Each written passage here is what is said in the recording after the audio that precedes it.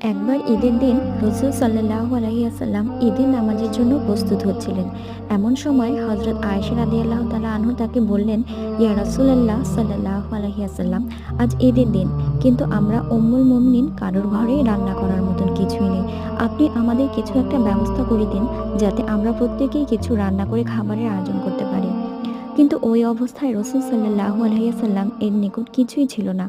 তাই তিনি কোনো কথার উত্তর না দিয়েই নামাজের উদ্দেশ্যে বেরিয়ে পড়লেন। নামাজ শেষ করে সে যখন বাড়ি ফিরলেন, তখন দেখলেন যে উম্মুল মুমিনিনদের প্রত্যেকের ঘরেই গোশত রান্না করা হচ্ছে। তখন তিনি অবাক হয়ে বললেন, তোমরা এ গোশত কোথায় পেলে?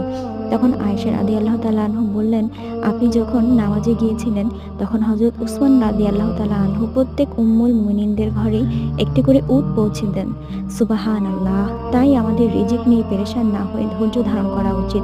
কারণ আল্লাহই প্রত্যেক জীবের জন্য রিজিকের ব্যবস্থা করেন।